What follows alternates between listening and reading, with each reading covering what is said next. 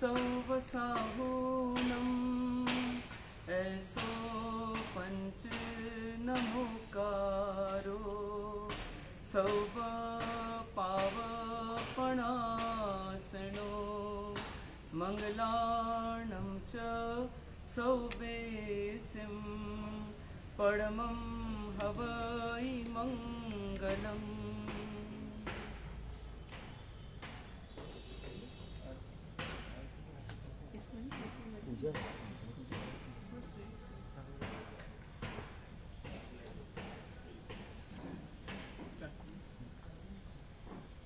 अरिहंतों को नमस्कार, सिद्धों को नमस्कार, आचार्यों को नमस्कार, उपाध्यायों को नमस्कार, जग में जितने साधु गण हैं, जग में जितने साधु गण हैं, मैं सबको वंदू बार बार। अरिहंतों को नमस्कार, सिद्धों को नमस्कार, ऋषभजित संभव अभिनंदन हो,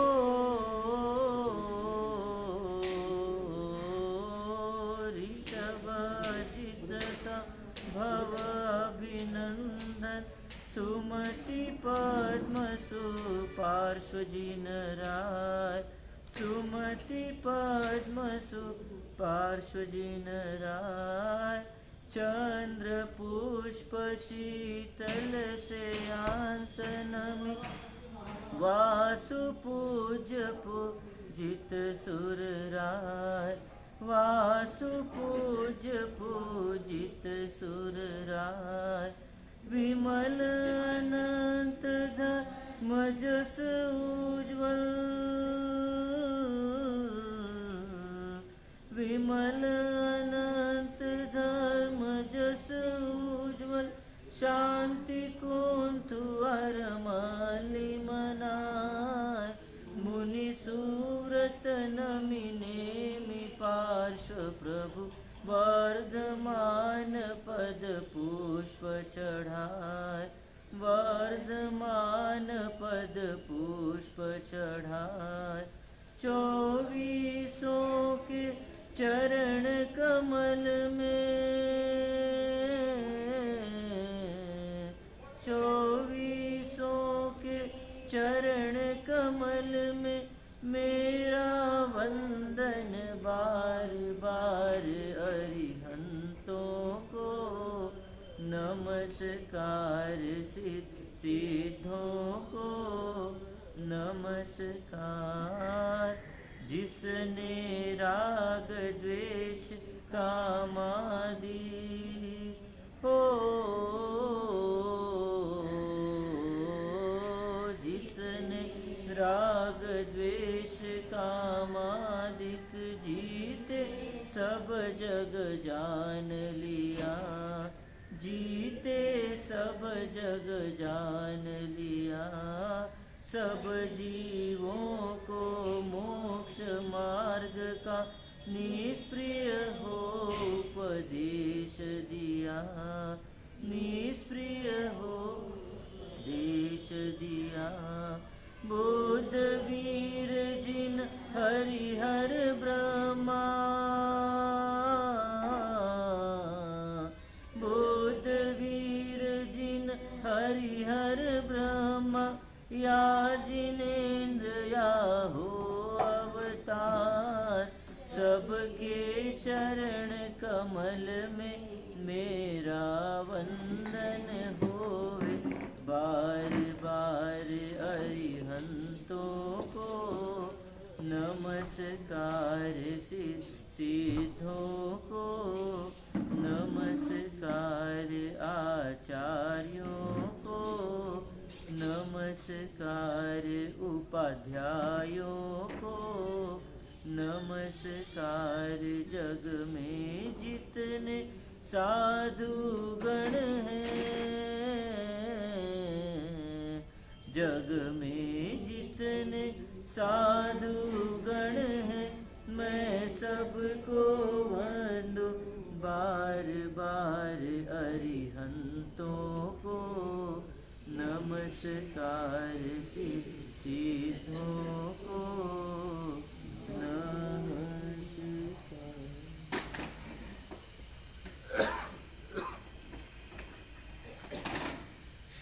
इस युग के प्रथम तीर्थंकर प्रभु ऋषभनाथ भगवान के चरणों में कोटिशः नमन। परंपरा से हुए सभी अरिहंत परमात्माओं के चरणों में कोटिशः नमन।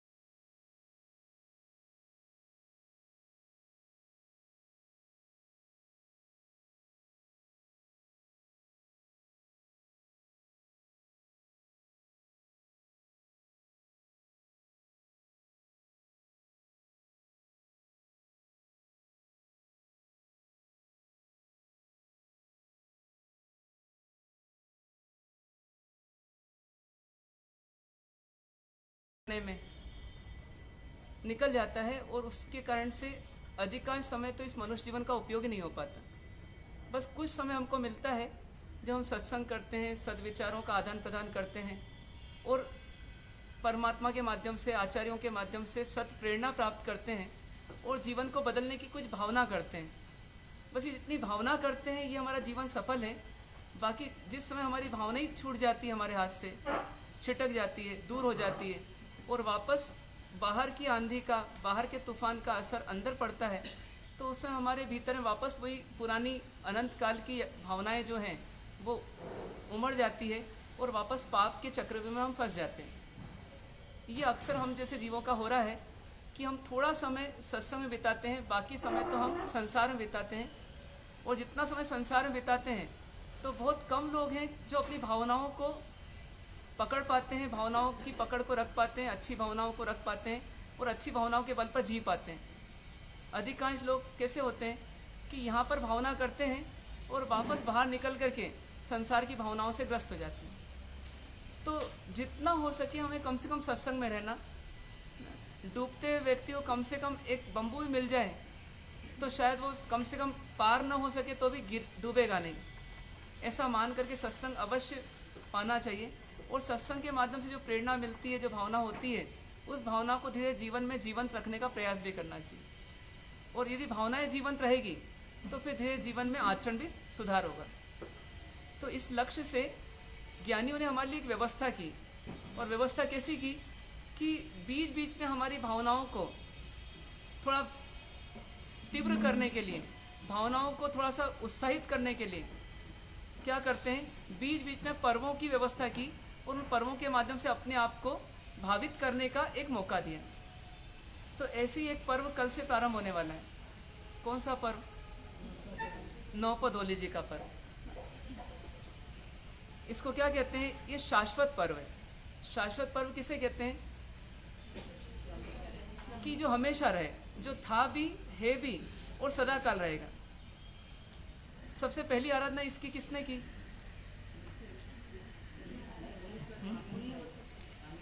सबसे पहली आराधना किसने की? हाँ, फिर आपने शाश्वत कैसे कहा उसको? तो शाश्वत वह नहीं होता जिसकी आराधना कोई पहली बार करता है ना। अनादिकाल से इसकी आराधना हो रही है और कब तक होती रहेगी? अनंत काल तक होती रहेगी। तो ये मानना कि श्रीपाल जी ने इसकी शुरुआत की, ये भी गलत होगा। और मेरी नौ ओली जी हो गई तो मेरी ओली जी पूरी हो गई, ये भी अनुचित रहेगा। क्यों? क्योंकि सिद्ध परमात्मा भी इसी नवपद की आराधना कर रहे हैं। और यदि अपन कहें तो अपन भी कर रहे हैं। और जो जीव आज निगोद में है, भव्य जीव, जो आज तक कभी नवपद की आराधना कर नहीं पाए, वो भी नवपद की आराधना करेंगे आगे, ये मान के चलना पड़ेगा। क्योंकि नवपद की आराधना के बिना, नवपद की आराधना के बिना न तो संसार में सुख मिल सकता है और न सिद्धों का सुख मिल सकता है। इसलिए नवपद की आराधना बहुत महत्वपूर्ण आराधना है। जैसे परुषण पर्व शाश्वत होता है, उसी प्रकार से नवपद की आराधना भी शाश्वत है, ऐसा मान के चलो। और वास्तव में देखा जाए तो सबसे बड़ा पर्व कौन सा, तो संख्या की दृष्टि देखें, दिनों की दृष्टि देखें, तो नवपद से बड़ा कोई पर्व ही नहीं है। क्योंकि 9 दिन तक हम लगातार पर्व मनाते हैं। परुषण भी 8 दिन की सीमा रखता है ना। कुछ कुछ पर्व तो एक एक दिन के आते हैं। मौन एकादशी, ज्ञान पंचमी, आखा तीज आदि एक एक दिन के पर्व आते हैं। पर यह पर्व कैसा है कि लगातार 9 दिन तक आता है, और ऐसा 9 बार तो कम से कम करते ही हैं। और ऐसे हर बार हमको साल में 2 बार करने का मौका मिलता है। शायद ही कोई पर्व है जो कि 2 बार करने का मौका मिले, पर हमको ये पर्व 2 बार मनाने का मौका मिलता है। तो इससे इसकी महत्ता को समझना चाहिए और इसमें जुड़ने का प्रयास करना चाहिए। अब किसी भी पर्व से जुड़ना है तो क्या क्या चाहिए उसके लिए, क्या क्या चाहिए? शरीर स्वस्थ चाहिए। शरीर अस्वस्थ होगा तो पर्व से नहीं जुड़ पाएंगे। फिर उसके बाद कोई आराधना कराने वाला चाहिए। यदि वो नहीं होता तो आराधना में उत्साह नहीं आता। आराधना करने वाले भी चाहिए। यदि आराधना नहीं करने वाले मिलते हैं तो भी आराधना में उत्साह नहीं आता। और ऐसे अनेक प्रकार की सामग्री भी चाहिए।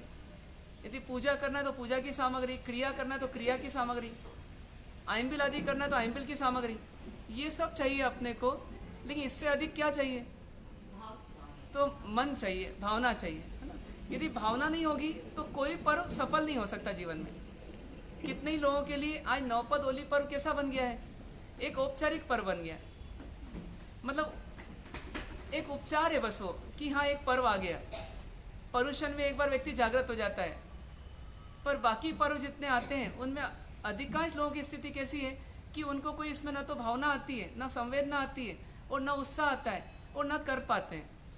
कारण क्या है कि वो अधिकांश पर्व कैसे बन गए? एक औपचारिक पर्व बन गए।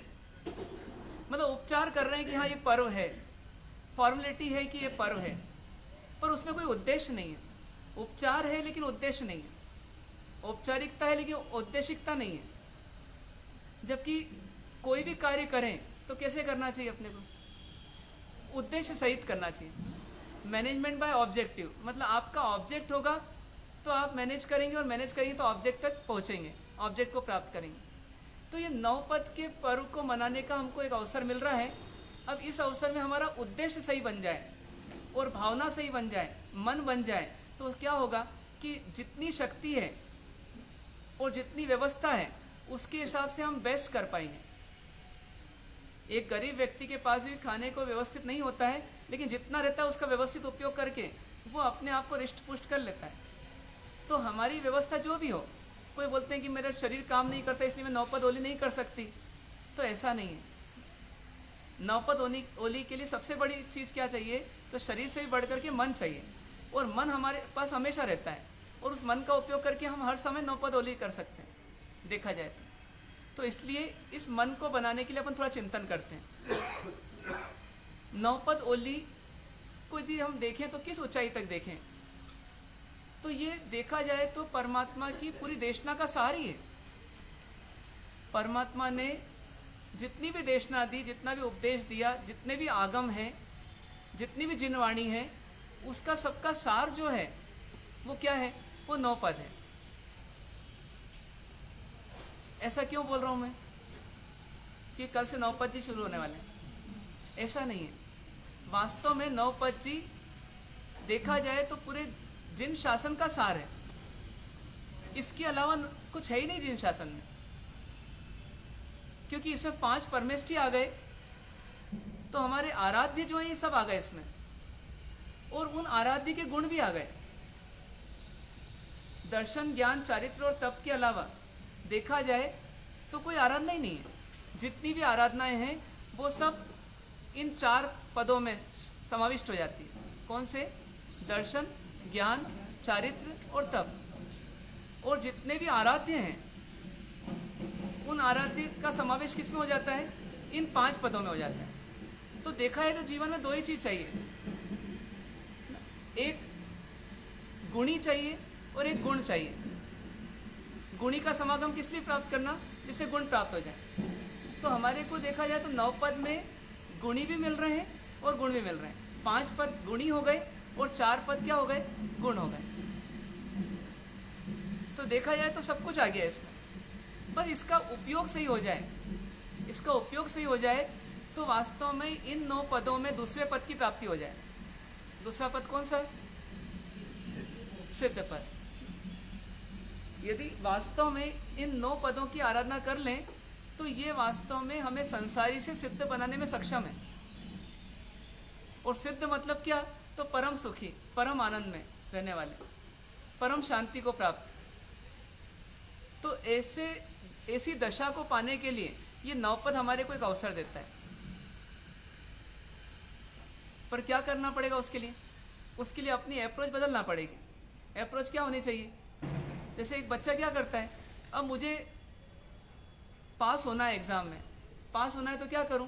सबसे पहले एक अच्छा टीचर और फिर उस टीचर की टीचिंग, ये 2 मिल जाए मुझे, टीचर मिल जाए और टीचर की टीचिंग मिल जाए, मतलब ज्ञानी मिल जाए और ज्ञानी का ज्ञान मिल जाए तो मेरा काम हो जाए। गुणी मिल जाए और गुणी के गुण मिल जाए तो मेरा काम हो जाए। तो हो सकता है कि ऐसा काम अपने को भी ये दोनों मिल रहे हैं क्या 9 पद में? तो 5 हमारे लिए क्या हो गए? टीचर की तरह हो गए। और 4 हमारे लिए क्या हो गए? उन टीचर से हमें क्या पाना? उनके गुण, वो हमारे को पाने के लिए व्यवस्था हो गई। और कुछ चाहिए अपने को? तो और कुछ नहीं चाहिए। एक व्यक्ति अपने हाथ में कुछ फूल ले ले और थोड़ी देर रख करके वो वापस नीचे रख दे, तो भी उसके पास कुछ रह जाएगा? सब फूल रख दिए उसने, हाथों में सुगंध आ जाएगी, हाथों में सुगंध आ जाएगी। तो ठीक ऐसे 9 पद हमको मिले, अब इनको 9 दिन तक ग्रहण करना, और 9 दिन तक ग्रहण करने के बाद ये छूट जाएंगे, एक तरह से औपचारिक होली जी पूरी हो जाएगी। लेकिन कुछ बच सकता है अपने पास, वो महक बच सकती है, वो सुगंध बच सकती है, वो गुण बच सकते हैं जो हमें पाना है। मिठाई ली आपने, मिठास किस में? तो मिठाई में, पर जीबान पर रखी तो भी जीबान पर रखने के मात्र से उसकी मिठास किसको मिल गई? जीबान को मिल गई। तो उसी प्रकार 9 पद का उपयोग किया और 9 पद की मिठास जो है, 9 पद का जो आनंद है, वो किसको लेना? वो अपने आप को लेना। ऐसा हो सकता है क्या? ऐसा चाहे तो हो सकता है क्या? अरिहंत परमात्मा के निकट गए तो अपन क्या बोलते हैं? यह अर्घ समर्पण करके प्रभु निज गुण का अर्घ बनाऊंगा और निश्चित तेरे सदृश प्रभु अरिहंत अवस्था पाऊंगा। यहाँ क्या बोल रहे हैं अपन? कि एक गुणी का आश्रय लेकर के, अरिहंत परमात्मा का आश्रय लेकर के, हे परमात्मा मैं ये सब विश्वास करता हूँ, मैं ऐसा संकल्प करता हूँ, मैं ऐसा उत्साह भरता हूँ कि मैं किसको प्राप्त करूँगा? तो मैं आपके समान दशा को प्राप्त करूँगा। तो ऐसा कौन कह पाएगा जिसने इस संसार को समझ लिया और समझ करके समझ गया कि इस संसार में झूठी झूठे भ्रम ही भ्रम है, इस संसार में दुख ही दुख है, इस संसार में पीड़ा ही पीड़ा है। 4 गति 84 लाख योनियों में कभी जन्म का दुख, कभी मृत्यु का दुख, कभी बुढ़ापे का दुख, कभी रोग का दुख, और ये सब नहीं होते हैं तो भीतर में भय का दुख, शोक का दुख, ईर्ष्या का दुख, क्रोध का दुख, लोभ का दुख, ईगो का दुख, ये सब दुख मेरे चलते ही रहते हैं। तो कभी कभी शारीरिक दुख और हर समय मानसिक दुख, कभी कभी शारीरिक दुख और हर समय मानसिक दुख। हे प्रभु मैं पाता रहा, हे प्रभु मैं पाता रहा। तो आज तक तो मैंने ऐसा समय बिता दिया, लेकिन अब आपकी शरण में आया हूँ तो क्या पाने के लिए आया हूँ? तो यह अर्घ समर्पण करके प्रभु निज गुण का अर्घ बनाऊंगा और निश्चित तेरे सदृश प्रभु अरिहंत अवस्था पाऊंगा। मतलब अरिहंत प्रभु का आलम्बन क्यों? अरिहंत प्रभु का आलम्बन क्यों? क्यों आलम्बन लेना? क्यों अरिहंत पद की आराधना करना? तो सीधे से लक्ष्य स्पष्ट होना चाहिए कि जहां हूं वहां संतुष्ट नहीं हूं। वह काफ़ी नहीं है। यदि अपने 4 गति में भ्रमण करते करते थोड़ा पुण्य इकट्ठा कर लिया और इस मनुष्य गति में आ भी गए, तो ये संतुष्टि का प्लेटफॉर्म नहीं है। प्लेटफॉर्म कभी भी संतुष्टि का नहीं होता। प्लेटफॉर्म तो थोड़े समय की व्यवस्था होती है। अब उसमें कोई व्यक्ति यदि किसी ट्रेन में, प्रॉपर ट्रेन में चढ़ जाए तो वो अपने डेस्टिनेशन तक पहुंच जाएगा। तो ये मनुष्य गति क्या है? ये भी प्लेटफॉर्म है। ये प्लेटफॉर्म अपना घर नहीं है। ये प्लेटफॉर्म अपनी हमेशा की व्यवस्था नहीं है। ये प्लेटफॉर्म क्या है? थोड़ी देर की व्यवस्था है।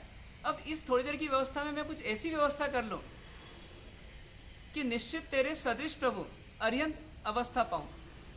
मतलब हे परमात्मा, मैं आपका आलम्बन ही इसलिए ले रहा हूँ, मैं आपका आलम्बन ही इसलिए ले रहा हूँ कि मुझे किसके समान बनना है? बस आपके समान बनना है, और कहीं कॉम्प्रोमाइज़ नहीं, और कहीं सेटिस्फेक्शन नहीं।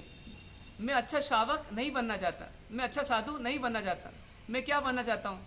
मैं हे प्रभु आपके समान ही बनना चाहता हूँ।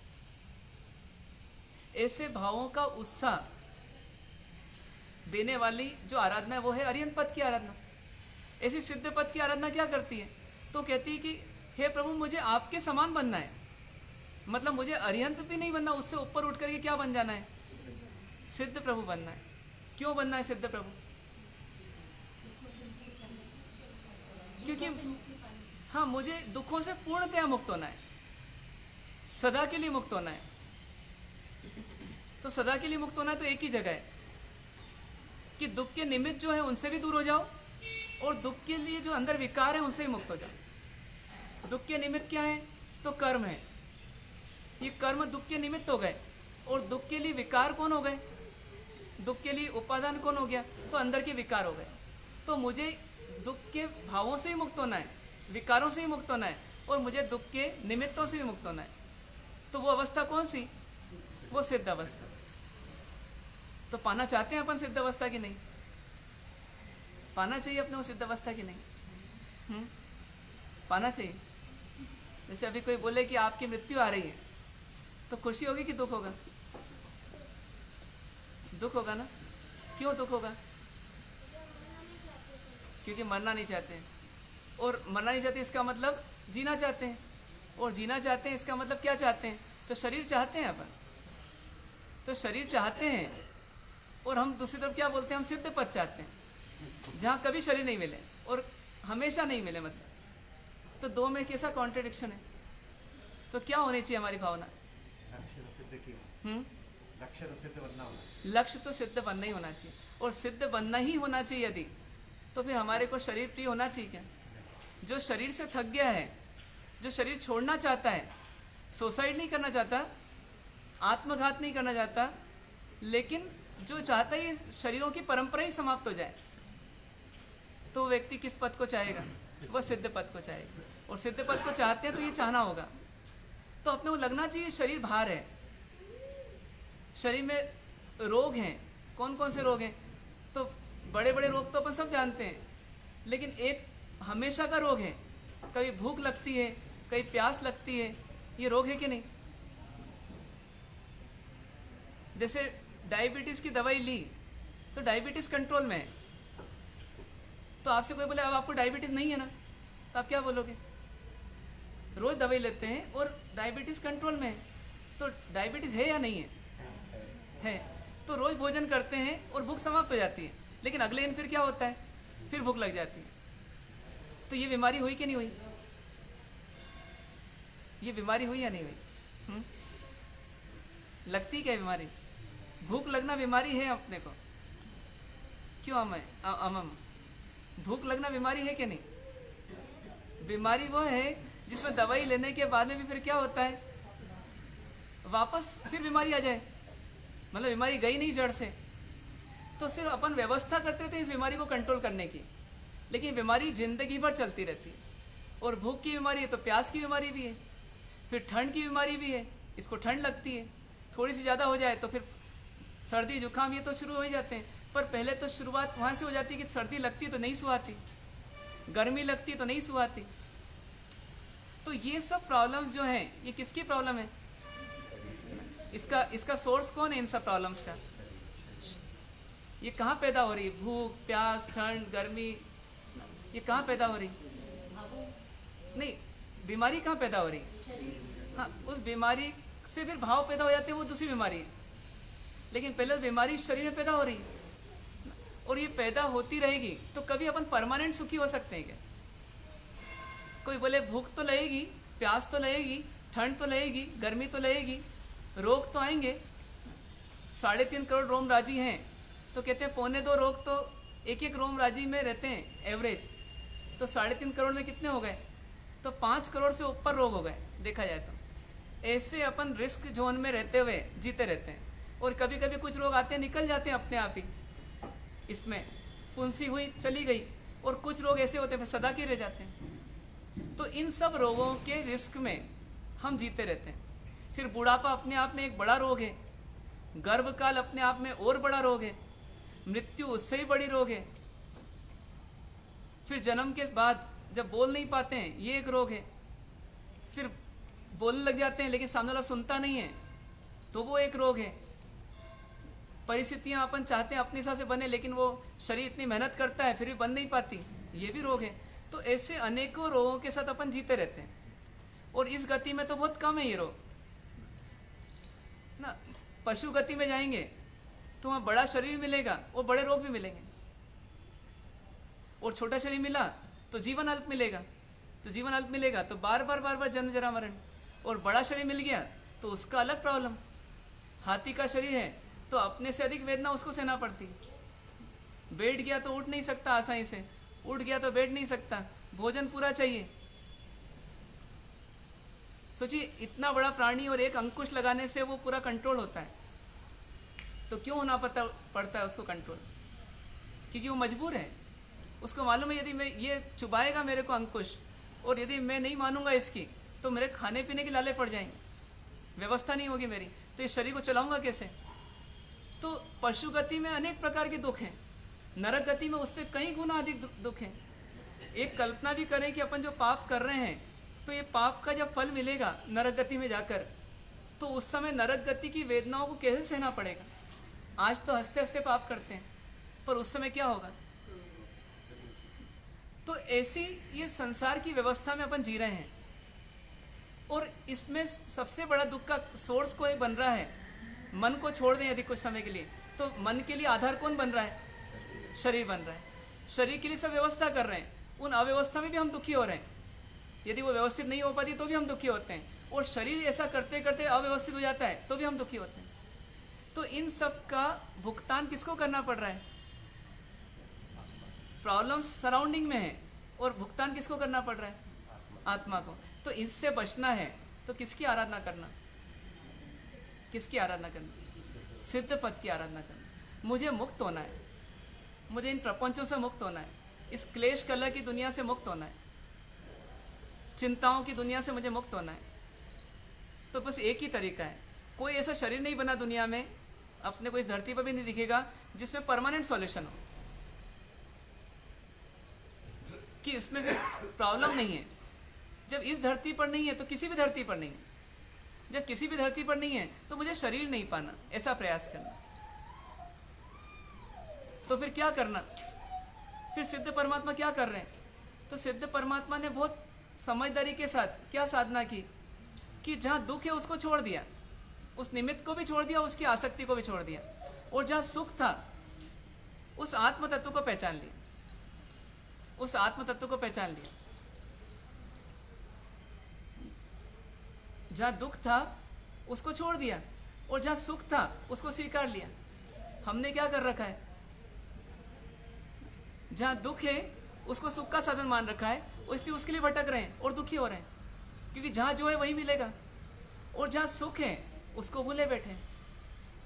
तो सिद्ध पद की आराधना करना मतलब क्या करना? कि दृष्टि अपने भीतर की ओर ले जाना, और अपने भीतर में रहे हुए परम सुख को पहचानना कि हे जीव, हे जीव, अपने आप को समझाना कि हे जीव, एक जैसी परिस्थितियों में भी सबके दुख सुख अलग अलग रहते हैं। तो इसका मतलब परिस्थिति सुखी दुखी नहीं करती, तेरे भीतर से तू सुखी दुखी होता है। तो हे जीव, तू तैयारी इस बात की कर कि तू अपने आप को ऐसा संभाल, अपने आप को ऐसा व्यवस्थित कर कि तेरे भीतर में दुख की श्रृंखला चल रही है, उस श्रृंखला को तोड़ करके तू सुख को पाले। किसको बोलना ऐसा? स्वयं को बोलना। दूध फीका है, मेरे को दुख हो रहा है, इनको दुख नहीं हो रहा। क्यों नहीं हो रहा? उनको डायबिटीज़ है तो उनको सुख हो रहा है कि अरे आज फीका दूध मिल गया अपने को, नहीं तो भोजनशाला में मिलता नहीं है। और अपने को क्या हो गया? अपने को दुख हो गया। तो ये दुख और सुख फीके दुख के कारण है या किसी और कारण है? तो अपने कारण है, अपने मन के कारण है, अपनी सोच के कारण है। तो जब मुझे अंदर से ही सुख दुख मिलता है तो मैं प्रयास भी कहाँ करूँ? अंदर ही करूँ। तो ऐसा बार बार अपने आप को जगाना, सावधान करना कि मुझे अंदर का सुख पाना है और वो अंदर से ही मिलेगा, और वही सुख है वास्तव में। बाहर परिस्थिति है लेकिन सुख कहाँ है? सुख अपनी मनोस्थिति पर डिपेंड करता है। कोई अच्छी फिल्म देखी, 1000 लोगों को आनंद आया और वहाँ गेट कीपर भी खड़ा है, गेट बंद करके वो बैठा है अब कुर्सी पर कि भैया कोई काम नहीं, अब 3 घंटे के शो के बाद ही देखना है, बाकी काम करना है उसके बाद। तो वो व्यक्ति वहीं बैठा है और वो सिर नीचे करके सो रहा है। तो क्यों सो रहा है? उसको आनंद नहीं आ रहा। तो आनंद क्यों नहीं आ रहा? दृश्य वही है जिसमें 1000 लोग सुखी हो रहे हैं उस थिएटर हॉल में बैठ करके, और वो एक व्यक्ति सुखी नहीं हो रहा। तो कारण क्या है? आप बोलेंगे उसने देख रखी है, दिन में 4 बार देखता है वो। तो जो सुख का साधन है वो एक बार देखने से इतना सुख दे रहा है, तो 4 बार देखने से कितना सुख मिलेगा? 4 गुना देना चाहिए ना। पर क्यों नहीं देता वो? क्यों नहीं देता? हाँ, इंटरेस्ट क्यों नहीं रहा? पहले इंटरेस्ट क्यों आ रहा था? हाँ, देखी नहीं थी और देखते हुए उसको आनंद आ रहा था। तो आनंद इसलिए आ रहा था क्योंकि उसको लग रहा था कि इससे मुझे आनंद मिल रहा है, लेकिन ये उसका भ्रम था। किसी भी दृश्य से, किसी परिस्थिति से आनंद नहीं मिलता। आनंद तो अपनी सोच से मिलता है। इंटरेस्ट खत्म ही इसलिए हो गया क्योंकि उसको आनंद नहीं मिला। एक बार देखा थोड़ा आनंद मिला, दूसरी बार देखा थोड़ा कम आनंद मिला, तीसरी बार देखा और कम आनंद मिला, चौथी बार तो आनंद मिलना ही बंद हो गया उसको। तो उसको लगा इसमें आनंद नहीं है। तो ये आनंद तो वास्तव में पहली बार में भी नहीं था, लेकिन उसको ऐसा अंदर में भ्रम हो गया था कि मुझे इससे ही आनंद मिल रहा है, और इसी कारण से वो बाहर देख रहा था। लेकिन जब समझ में आया, वास्तविकता सामने आई कि आनंद उसमें नहीं है, तो फिर आनंद लेना बंद कर दिया उसने। इसीलिए हम भी क्या करते हैं, चीज़ों को चेंज करते रहते हैं, मकान चेंज करते रहते हैं, फर्नीचर चेंज करते रहते हैं, दोस्त चेंज करते रहते हैं। कोई ऐसी चीज़ है जो हमारे पास परमानेंट रखना चाहते हैं हम? कोई भी चीज़ नहीं है, उसको चेंज करना चाहते हैं, चेंज करते रहते हैं। ये क्यों करना पड़ता है? दुबले शरीर वाला चाहता है मोटा शरीर हो जाए, मोटे शरीर वाला चाहता है दुबला शरीर हो जाए। ये चेंज क्यों करना चाहते हैं? क्योंकि we are not satisfied. Satisfied नहीं हो रहे हैं, यही हमारी प्रॉब्लम है। और ये प्रॉब्लम वास्तव में इसलिए है क्योंकि सेटिस्फैक्शन का क्राइटेरिया हमारा गलत है, कि हम बाहर सेटिस्फाइड होना चाहते हैं, जबकि बाहर से सेटिस्फैक्शन मिल ही नहीं सकता। संतुष्टि तो अंदर की चीज़ है और अंदर से ही मिलेगी। तो जिसने इसको पहचान लिया, इस सत्य को कि सुख भीतर है, तो उन्होंने कहाँ ढूंढा सुख को? फिर भीतर में ढूंढा। और जिसने उसको पूरी तरह से पा लिया, तो क्या हो गए वो? बोलते देह छता जेनी दशा वर्ते देहातीत। मतलब वो देह में रहकर के भी क्या हो गए? देहातीत हो गए। और अंत में जाकर क्या हुआ? वो देह भी छूट गई, कि कर्म ही छूट गए। तो वो प्रभु हमारे सिद्ध हैं, वो परमात्मा हमारे सिद्ध हैं, जिनके पास शरीर भी नहीं है। जब तक शरीर है तब तक अरिहंत, और जब शरीर भी छूट गया तो क्या बन गए? सिद्ध बन गए। तो ऐसे प्रभु की आराधना करना तो क्यों करना कि हे प्रभु मुझे भी जल्दी से जल्दी बस आपकी अवस्था को पाना है।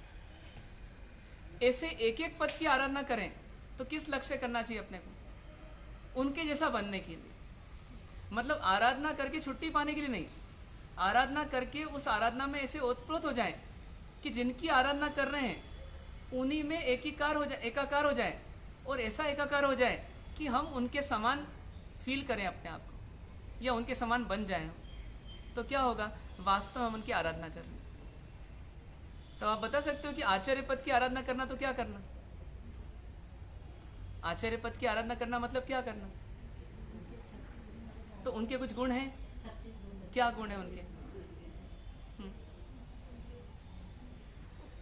वो देखा जाए तो परमात्मा की अब्सेंस में चलते फिरते परमात्मा ही हैं। उनको किस रूप में देखना? ये आचार्य उपाध्याय और साधु को किस रूप में देखना? ये चलते फिरते भगवान ही है। क्यों? क्योंकि धरती पर इससे बेस्ट एग्जाम्पल हमको कहीं नहीं मिलेगा, लाइव एग्जाम्पल। और दूसरी बात, ये यदि आचार्य भगवान की बात करें अपन, तो आचार्य भगवान कैसे हैं? ये शॉर्ट में कहें, ऐसे तो पंचाचार का पालन करने वाले, 3 गुप्ती का पालन करने वाले, 5 समिति का पालन करने वाले, ऐसे 36 गुणों से अलंकृत हैं। लेकिन यदि हम संक्षेप में देखें तो जिनके भीतर में स्वार्थ इतना घट गया और परमार्थ इतना बढ़ गया कि उनके पास 2 ही काम है, स्वहित और परहित। न पर का हित करते हैं और न स्व का हित करते हैं। जबकि अपन कैसे जिंदगी जी रहे हैं? अपन स्वहित कर रहे हैं और पर का क्या कर रहे हैं? स्व का भी हित नहीं कर रहे अपन। तो अपन तो स्वार्थी है ना, सच्चे स्वार्थी भी नहीं है अपन। तो अपन क्या कर रहे हैं वास्तव में? पर का अहित कर रहे हैं। और पर का हित करते करते करते करते हम किसका हित कर रहे हैं? स्व का हित कर रहे हैं। पर का हित करते करते हम स्व का हित करते हैं। कैसे करते हैं? तो पर का हित वर्तमान में करते हैं और उससे जो कर्मों का बंधन करते हैं उसे स्व का हित भविष्य के लिए करते हैं। और कौन सा काल लंबा? भविष्य काल लंबा ना। वर्तमान तो थोड़ा सा है। यदि आपने किसी को एक अपशब्द बोला तो आपको बोलने में कितने सेकंड लगे? 2 सेकंड। लेकिन उसका जो फल मिलने वाला है, अभी अपन देखें श्रीपाल जी ने क्या करा था, किसी को अपशब्द ही बोला था, कोड़ी कोड़ी बोला था, तो कितनी देर का एंटरटेनमेंट था वो, कितनी देर का मनोरंजन था? तो कुछ देर का, है ना, कुछ देर का। और वो तो बोल करके छूट भी गए देखा जाए तो, लेकिन उनके साथियों ने भी बोल डाला उनको देख देख कर, 700 साथियों ने। तो क्या हो गया उसका फल? सबको कोड़ हो गया। और वो तो नवपद आदि की आराधना करके उस कर्म को खपा दिया। ये नहीं खपा दिया तो क्या होता? उस कर्म के उदय में कितनी संभावना ऐसी है कि कोई नवपद की आराधना कर ले और अपने कर्मों का क्षय कर दे, और कितनी संभावना ऐसी है कि उसे पुनः पुनः कर्म बंद कर ले, आगे के लिए कर्म बंद कर ले। तो शायद 1% भी संभावना नहीं है कि हम उस समय पाप के उदय में हम नवपद की आराधना करके अंदर के कोड रोग को ही मिटा दें, मिथ्यात्वादी को, और इस बाहर मतलब उसके पुण्य के बंध से ऐसा हो जाए कि बाहर का कोड रोग भी मिट जाए ना। कितनी जबरदस्त आराधना होगी वो। लेकिन वो संभावना कितनी? 1% भी नहीं। अधिकांश लोगों के जीवन में क्या संभावना है? पुण्य के उदय में पुण्य नहीं हो पा रहा, पुण्य के उदय में धर्म नहीं हो पा रहा, तो पाप के उदय में कहाँ से धर्म करेंगे? अभी अपन स्वस्थ हैं तो अच्छी बातें सुनते हैं तो हमारे मन में आता है कि बात तो सही है, लेकिन मन में भावना नहीं हो पा रही, जीने का उत्साह नहीं आ पा रहा, अमल में नहीं ला पाएंगे इसको, हम अटक जाते हैं। तो कितनी संभावना है कि पाप का उदय आए और उसमें हम अटके नहीं और बिल्कुल शूरवीरता से हम अच्छे कामों में लगे रहें।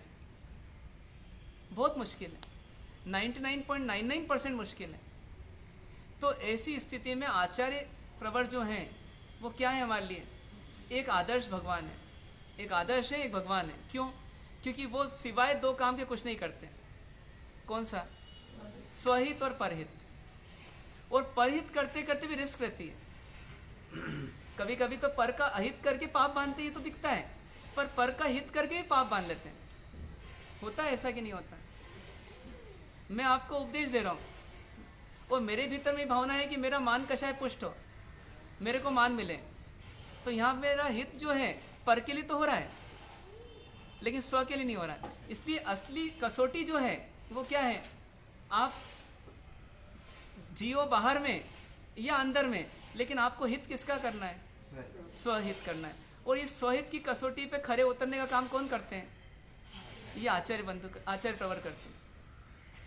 क्यों? क्योंकि वो क्या करते हैं, जब पर को उपदेश देते हैं तो भी अपनी आत्मा को नहीं भूलते। उनसे पूछे आप किसके लिए बोल रहे हो, तो क्या बोलेंगे? वो मैं मेरे लिए बोल रहा हूँ। सामने वाले को सुधारने के लिए बोल रहे हैं, लेकिन लक्ष्य किसकी ओर है? लक्ष्य अपनी ओर है।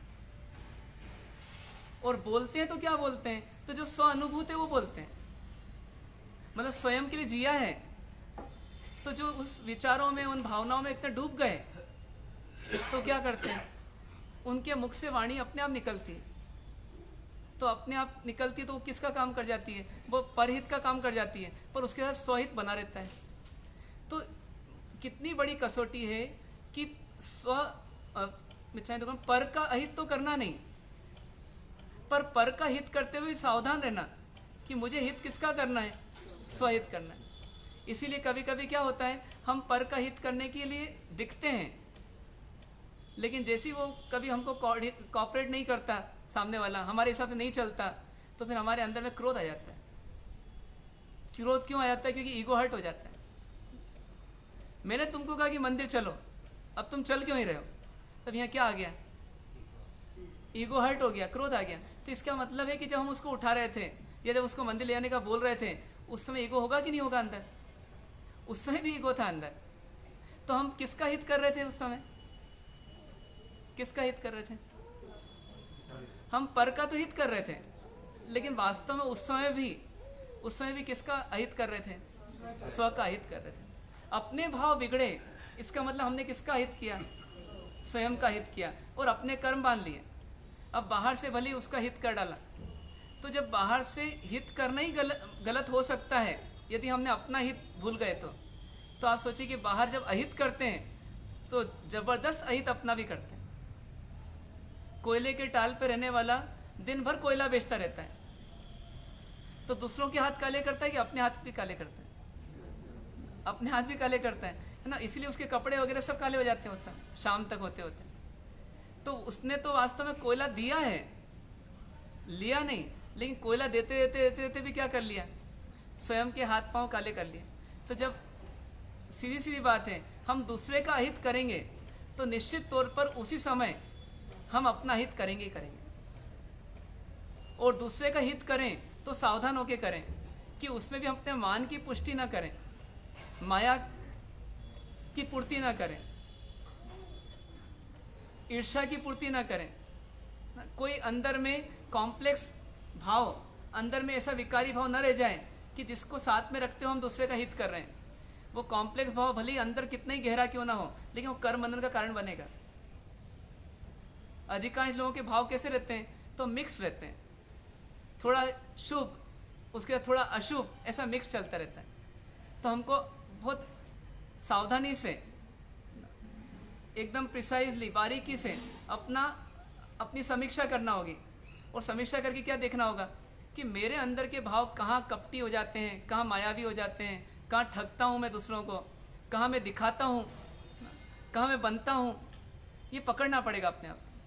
और जब ऐसी स्थिति आए तो अपने आप को समझाना कि देख आचार्य भगवंत को, वो कैसे हैं? तो चलते फिरते सिद्ध ही हैं वो, चलते फिरते भगवान है वो। तो क्या करना कि ऐसा काम मैं भी करूं, ऐसी भावना करना, स्वहित भी करूं और परहित भी करूं, स्वहित भी करूं और परहित भी करूं। जो व्यक्ति ने अपने आप को आत्मा से जोड़ लिया, वही व्यक्ति वास्तव में परहित करता हुआ स्वहित कर सकता है। बाकी जिसने आत्मा से नहीं जोड़ा अपने आप को, वो परहित करते करते करते करते कुछ न कुछ स्व अहित करते ही है। इतना अहित तो करते ही है कि पुण्य का बंद करता है तो संसार में तो रहता है। पुण्य का बंद करते हुए क्या कहाँ की व्यवस्था करता है? तो संसार परिवहन की व्यवस्था तो करता ही है। असली हित क्या होगा अपना? असली हित ये नहीं है कि हम पुण्य करके स्वर्ग जाएं। असली हित क्या होगा? अभी थोड़ी देर पहले अपन चर्चा की, मुझे सिद्ध बनना है। तो सिद्ध बनने की दिशा में हम आगे बढ़ें, कर्मों को खपाने की दिशा में हम आगे बढ़ें, तो वास्तव में हमारा क्या हो जाएगा? वो सच्चा हित हो जाएगा। तो ऐसे आचार्य भगवंत को देख देख करके हमें भावना बना कि मुझे भी ऐसा बनना। ऐसी उपाध्याय भगवंत को देख देख करके, उपाध्याय भगवंत में क्या देखना अपने को? उपाध्याय भगवंत में क्या देखना?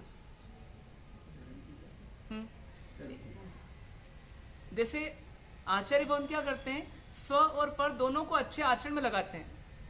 तो उपाध्याय भगवंत क्या करते हैं? स्व और पर दोनों को किस में लगाते हैं? ज्ञान में लगाते हैं। क्यों ज्ञान में लगाते हैं? क्योंकि ज्ञान के बिना आचरण में नहीं सुधर सकता। आचरण का आधार कौन है? ज्ञान।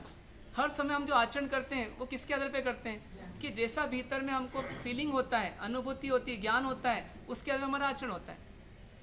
जैसे अभी 9 बजे आपको कहा कि प्रवचन होगा, प्रवचन में सामयिक लेना, तो ये आपको कहा गया है, सुना आपने कई बार, इसके कारण से आपने क्या करा, अपना आचरण बनाया। पर जो हमने जाना है उतना ही हमारा आचरण सुधर रहा है, उसमें से भी थोड़ा सुधरता है, पर जितना जो जाना ही नहीं वो आचरण कैसे सुधरेगा। आज सिंह को बोलें कि शाकाहारी हो जाओ, कैसे होएगा। तो ज्ञान तो मूल है, ज्ञान तो दिशा परिवर्तन करने वाला है, और दिशा परिवर्तन होगी दशा परिवर्तन होगी। और इस ज्ञान को देने वाले कौन, एक सुनसान सड़क हो ना, बिल्कुल अमावस्या की रात हो, उसमें हमारा साथी कौन हो सकता है यदि हम अकेले हैं तो। ढूंढेंगे हम तो दूर दूर तक कोई आदमी नहीं है, लेकिन एक टॉर्च साथ में है, एक टॉर्च साथ में है तो हमारा साथी हो सकता ही नहीं हो सकता। उसको छोड़ देंगे कि नहीं छोड़ेंगे। कोई बोले कि इतना बाहर लेके क्यों जाना, इतना बड़ा टॉर्च है, ये इतना बड़ा लालटेन है, क्यों लेके जाना, छोड़ दो, यहाँ पर आप चले जाओ, छोड़ सकते हैं। कंकड़ीली सड़क हो, छोड़ सकते हैं, पगडंडी हो, कांटेदार हो, जितनी अधिक कांटेदार हो उतनी अधिक किसकी आवश्यकता है, उस प्रकाश की आवश्यकता है।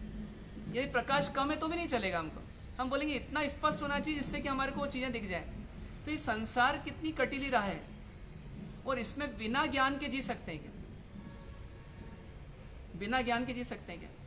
जैसे आज अपने से कोई पूछे कि नौकारसी क्यों की सुबह सुबह आपने, तो नहीं करते तो क्या होता, ये कमजोरी लगती ना कमजोरी।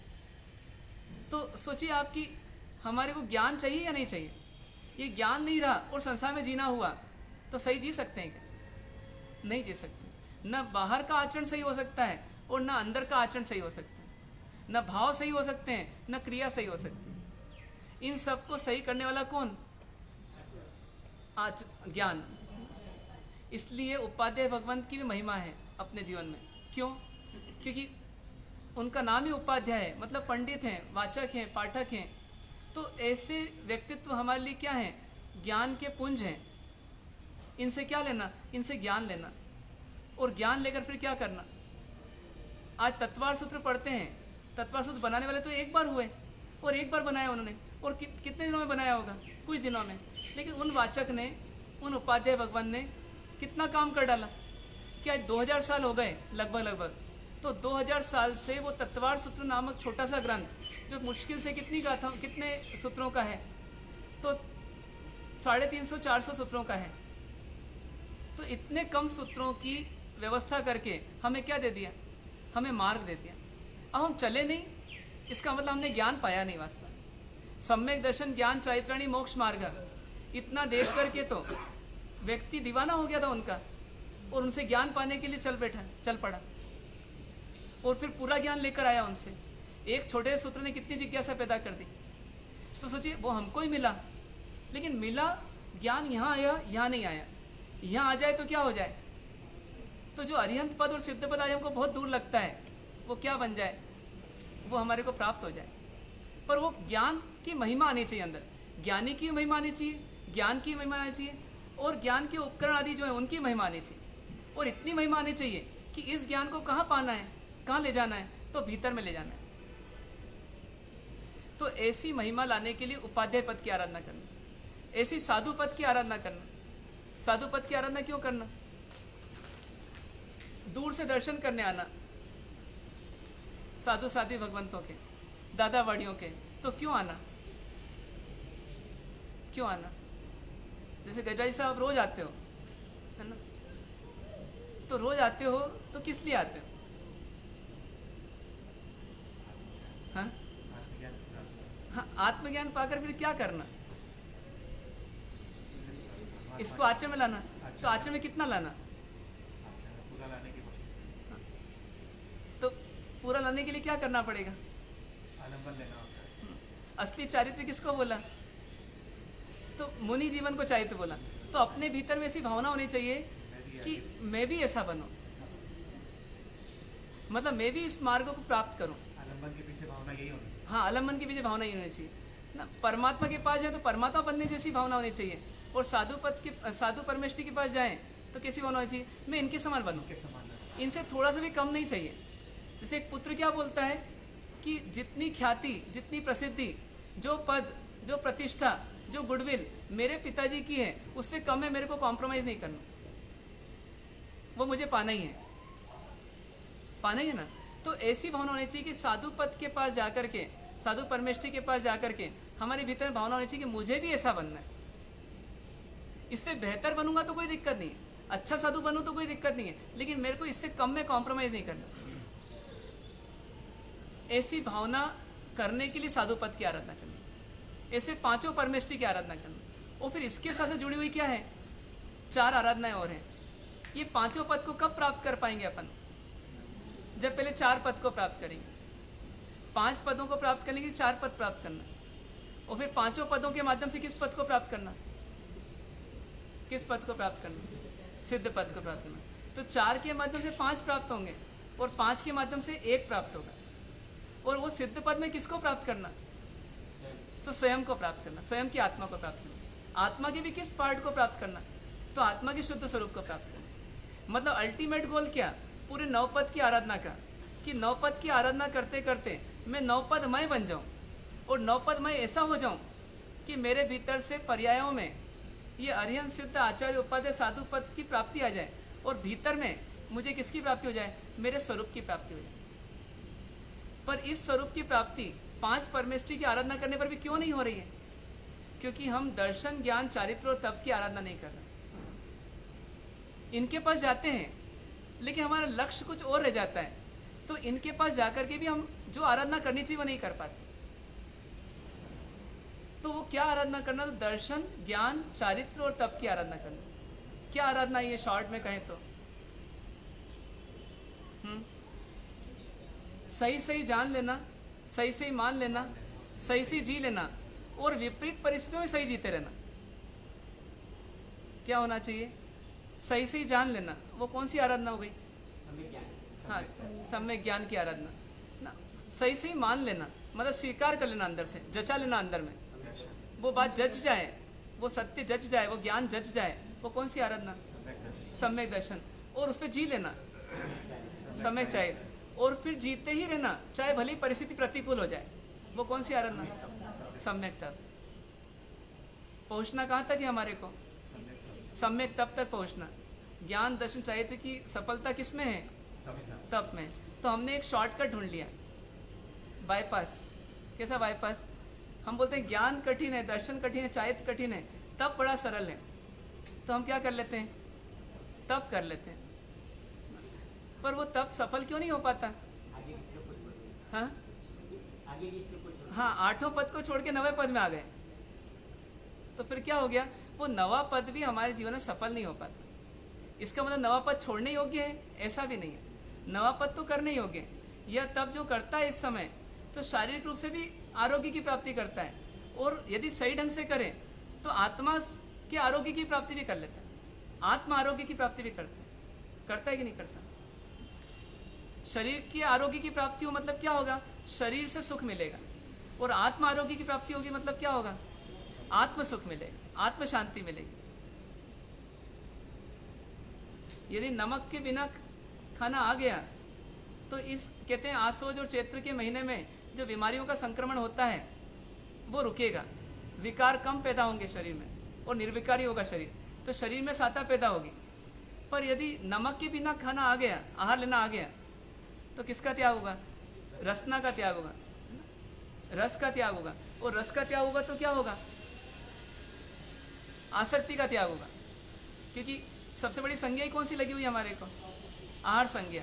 तो आहार संज्ञा पर कंट्रोल होगा तो मतलब आसक्ति का त्याग होगा, और आसक्ति का त्याग होगा मतलब अटैचमेंट्स का त्याग होगा, और अटैचमेंट्स का त्याग होगा तो फिर आत्मा का रहने का स्थान क्या बनेगा, फिर आत्मा ही बनेगा। मतलब पर से जुड़ने का त्याग होगा, और पर से जुड़ने का त्याग होगा तो क्या होगा, आत्मा आत्मा के निकट रहेगी। तो पूरा जिन शासन की व्यवस्था में कहाँ ले जा रही है, ये ज्ञान, दर्शन, चारित्र, तप की आराधना करते करते कहाँ पहुँचना, तो हमें स्वयं तक पहुँचना, और स्वयं के शुद्ध स्वरूप तक पहुँचना, और उसमें ऐसी महिमा आ जाए, अरिहंत परमात्मा को देख करके, सिद्ध परमात्मा को देख करके, आचार्य परमेष्ठी को देख करके, उपाध्याय परमेष्ठी को देख करके, साधु परमेष्ठी को देख करके, दर्शन पद को देख करके, ज्ञान पद को देख के, चारित्र पद को देख के, तप पद को देख करके, कि एकमात्र एकमात्र मेरे लिए कोई आश्रय है तो वो क्या है? तो स्वयं है। क्योंकि ये नौ आराधनाएं कौन कर सकता है? आत्मा ही कर सकती है। शरीर के माध्यम से हम द्रव्य क्रिया करते हैं, लेकिन वास्तव में जो समर्पण चाहिए, जो इनसे गुणों की प्राप्ति करना है, वो किसको करना है? वो आत्मा को ही करना है। तो इसका मतलब जब 9 पद आए तो किसको किससे जोड़ना? तो आत्मा को 9 पदों से जोड़ना। आत्मा का समर्पण 9 पदों के प्रति होना चाहिए। तो आत्मा के प्रति 9 पद में समर्पण आए, आत्मा को 9 पद के प्रति समर्पण आए, तो क्यों लाना? तो सिर्फ 9 दिनों के लिए नहीं लाना। इन 9 दिनों के माध्यम से अपनी तस्वीर अच्छी बना लेना और फिर उस अच्छी तस्वीर जीते रहना। आईने के सामने जाते हैं ना अपन, तो थोड़ी देर के लिए जाते हैं, थोड़ी देर के लिए जाते हैं, लेकिन अपन अपनी तस्वीर को अच्छा बनाने के लिए आते हैं कि आगे भी वो अच्छी बनी रहे। होता है ना ऐसा ना? यदि आपने कंघी की तो कंघी करके या कपड़े वगैरह पहन करके या श्रृंगार आदि करके जो भी व्यवस्था की, वो कितनी देर के लिए की? तो सिर्फ उतनी देर के लिए नहीं की। आपका दिन भर आज अच्छा रहे, आप दिन भर व्यवस्थित रहो, टिप टॉप रहो। होता है ना ऐसा? तो ऐसी 9 पद की आराधना साल में 2 बार करना। और टिप टॉप कब रहना? 12 महीने टिप टॉप रहना। किसको टिप टॉप रखना? आत्मा को रखना। तो ऐसा कर लें कि आईना नहीं देखेंगे जब तक आत्मा को टिप टॉप नहीं किया था। हो सकता है ऐसा? सुबह 3 बजे उठे, 6 बजे तक किसको टिप टॉप करते रहें? 7 बजे तक आत्मा को टिप टॉप करते रहें। उसके बाद जरूरत पड़े तो आईना देखें, नहीं तो छोड़ दें आप। साधु भगवंत आईने में देखते ही नहीं है, तो उनको अपनी तस्वीर दिखती है नहीं दिखती? आप में देखते हैं, आत्मा को देखते हैं, आत्मा की तस्वीर दिखती है। और देखने योग्य कौन है वास्तव में? आत्मा ही है। तो अपने को कौन सा काम करना? यदि साधु पद की आराधना की मतलब साधु की कॉपी करना, तो क्या करना? अपने को आईना देखना ही नहीं बाहर का। अपने को आईने के रूप में किनको देखना है? 9 पद जी को देखना। हाँ, 9 पद को देखना। ये 9 पद आईना ही है हमारे लिए। अरिहंत में देखें तो किसको देखें? अपनी शुद्ध दशा को देखें। सिद्ध परमात्मा को देखें तो किसको देखें? अपनी परम शुद्ध अवस्था को देखें। आचार्य परमेश्वरी को देखें, उपाध्याय परमेश्वरी को, साधु परमेश्वरी को देखें, तो क्या देखें? कि बस यही, ऐसा ही मुझे बनना है। ये मार्ग है। आचार्य उपाध्याय साधु मार्ग है एक तरह से। मंजिल तो मेरी कौन है? अरिहंत तो सिद्ध परमात्मा है। वो इस मार्ग पे लाने वाला कौन है मेरे को? तो दर्शन, ज्ञान, चारित्र्य और तप, ये 4 के माध्यम से मैं क्या करूंगा? इस मार्ग में आऊंगा। आचार्य उपाध्याय साधु के मार्ग में आऊंगा। और आचार्य उपाध्याय साधु के माध्यम से कहाँ पहुंचूंगा? सिद्ध और अरिहंत दशा तक पहुंचूंगा, है ना? तो ये पूरा का पूरा क्या हो गया? अपने लिए एक व्यवस्था हो गई कि आपका ऑब्जेक्ट क्या है? तो अरिहंत सिद्ध। उस ऑब्जेक्ट तक बीच में आपको कहाँ पहुंचना है? मुकाम कहाँ है? तो आचार्य उपाध्याय साधु। और उस मुकाम तक लाने वाले कौन है? या उस मार्ग में आगे बढ़ाने वाले कौन है? तो दर्शन, ज्ञान, चारित्र्य। तो असली फोकस किस पे करना? हाँ, अंतिम फोकस तो सिद्ध पर, लक्ष्य के रूप में फोकस सिद्ध पर। और हाँ, दर्शन, ज्ञान, चारित्र्य तप में वृद्धि हो। इन 4 में वृद्धि हो तो मेरी 5 परमेष्ठी की आराधना भी सफल है। और 5 परमेष्ठी की आराधना सफल है तो मेरे को द्वितीय पद की प्राप्ति होगी। और इस भाव में नहीं भी हो पाए तो मेरे को जल्दी से जल्दी प्राप्त करना है। इस भाव में नहीं भी हो पाए तो मुझे 3 भाव में करना है, 5 भाव में करना है। ऐसा अंदर में उत्साह जगाना। कब तक रखड़ता रहूँगा मैं संसार में? ऐसा मान करके अपने आप को किस में लगा देना? इस 9 पद जी से ओत प्रोत कर देना। मतलब इसीलिए तो क्या हुआ? श्रीपाल गिरे ऊपर से, आता ना कथानक में, तो गिरे तो उनको सबसे पहले क्या याद आया? हे धवल तुझे छोड़ूंगा नहीं। फिर क्या? तो धवल थोड़े तो याद आए होंगे कि नहीं आए? नहीं आए। सिर्फ सिद्ध चक्री याद आए या 9 पद ही याद आए। फिर मगरमच्छ में बैठे तो फिर क्या याद है? फिर 9 पद ही याद आ रहे हैं। और जब वो वहाँ पहुँच गए किनारे पर और वहाँ पर उनको धवल सेठ दिख गए अंदर दरबार में, तो दरबार में मिले। तो मिलने के बाद उनको उस समय धवल के प्रति द्वेष आया कि नहीं आया? क्यों नहीं आया? क्यों नहीं आया? क्यों नहीं आया? नौपद को याद किया। तो नौपद को तो अपन भी याद कर लेंगे, उसमें क्या है? नौपद को कैसे याद किया उन्होंने? हैं? हाँ, मतलब कैसे किया कि जिसने सोच लिया कि मेरे को ये पंच परमेश्वरी सा बनना है, तो मेरे लिए धवल के प्रति द्वेष है ही नहीं, जगह ही नहीं धवल के प्रति द्वेष करने की, क्योंकि मेरे आदर्श तो मेरे साधु हैं। तो साधु वह जो मतलब निंदा में, प्रशंसा में, लाभ में, हानि में, प्रतिकूलता में, अनुकूलता में कैसे रहें, सम रहें। तो जो सम रहें वो मेरे आदर्श हैं, तो वही प्रतिछवि तो मेरे अंदर दिखेगी, मेरे व्यवहार में दिखेगी, जैसे मेरे आदर्श होंगे। तो मेरे आदर्श यदि साधु हैं, मेरे आदर्श यदि उपाध्याय हैं, आचार्य हैं, तो वही तो दिखेगी मेरे जीवन में, वही तस्वीर तो सामने आएगी।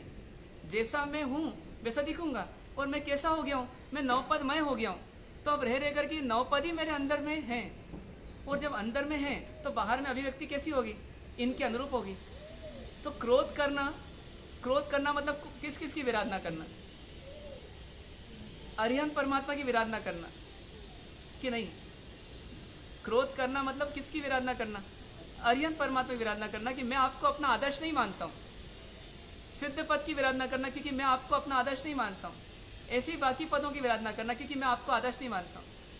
यहाँ तक कि चारित्र पद की विराधना करना क्योंकि मैं क्रोध कर रहा हूँ। तप पद की विराधना करना क्योंकि थोड़ी सी प्रतिकूलता में फेल हो गया। और ज्ञान और दर्शन की विराधना करना क्योंकि जैसा मैंने जाना और जैसा मैंने माना वैसा मैं जिया नहीं, मतलब मैं ज्ञान और दर्शन का विद्रोह कर रहा हूँ। तो एक साथ एक ही क्रोध में क्या कर लिया हमने, नवपद की आराधना कर ली, कि विराधना कर ली।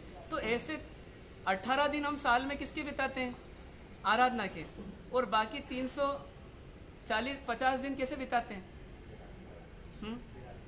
विराधना के बिताते हैं। हर क्षण उसमें विराधना हर क्षण चल रही है, आराधना थोड़ी थोड़ी हो रही। तो इसको पलटना, ऐसी आराधना करना कि इस नवपद की महिमा हमारे अंदर इतनी उतर जाए कि क्रोध करें तो याद आ जाए कि अरे क्रोध नहीं करना, लोभ आ जाए, किसी को ठगने का भाव आ जाए, नहीं करना मुझे।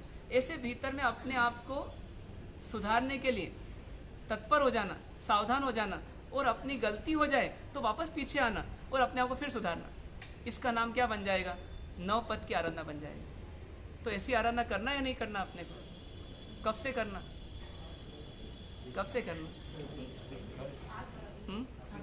हाँ। तो इसकी आराधना अपने को शुरू करना। और यदि भूमिका नहीं बनी हो तो आज दिन भर में क्या करना, अपनी अच्छी भूमिका बनाना। और कल जोर शोर मतलब क्या, हाँ, जब नो चैतन्य करे तो शोर से करना, और जब तप करने की इच्छा नहीं हो तो जोर लगाना अंदर कि मेरे को तप भी करना और मेरे को क्रिया भी करना, और दोनों करके क्या करना, 9 दिन बेहतरीन बनाना, अपने जीवन के आनंददायी बनाना। और प्रयास नहीं किया आज तक तो प्रयास कल कम से कम करना, एक दिन आइम बिल करने का प्रयास करना, जिससे क्या होगा, अपने को पता तो पड़े मुझे शरीर की आसक्ति कितनी है, और शरीर की आवश्यकता कितनी है। तो आवश्यकता शरीर की बहुत कम है, लेकिन आसक्ति ज़्यादा होने से मेरे को इतने नखरे होते हैं। तो बाहर से तप करना और भीतर से क्या करना, भावना बाना, और दोनों करते हुए क्या करना, अपने को पंच परमेश्वरी जैसा बना लेना और नवपद जैसा बनाना। कोशिश करें आप हम सब। इन्हीं शुभ भावों से विराम। ओम शांति शांति। ऐसा विश्वास दिल में जमाते चलो, ऐसा विश्वास दिल में जमाते चलो, नवपद को ही मन में रमाते चलो, नवपद को ही मन में रमाते चलो। वक्त आएगा ऐसा कभी ना कभी, वक्त आएगा ऐसा कभी ना कभी, सिद्धि पाएंगे हम भी कभी ना कभी, सिद्धि पाएंगे हम भी सभी के सभी। बचतखंड तीव्यार उपवास सूर्य हो गए, अपन में बच गई, तीयम प्यारम अस्लम खाइन सोनक तमन सुनम पाण हर पोर्सिन साठ पोर्सिन मुझे बच गई, अनंत नामनम सहसा गणम पच्चम कलम दिशा मनु सुतिरम बोस रही। पोर्सी 60 पोर्सी एकासना व्यासना आई बिलेरी उगस नौकार से हम पोर्सिन 60 पोर्सिन मुझे बच गई, चम करो अस्लम पाणम खाइन सोनक तमन सहसा गणम पच्चम कलम दिशा मनु सुतिरम आई बिल निवे निवे बच गई, अनंत नामनम देवालयम गिस्से संकुल पचनम एकासना व्यासना बच गई, तीयम करो अस्लम खाइन सोनक तमन सागणम आउंटन पसा गुरोटन सुतिरम बोस रही।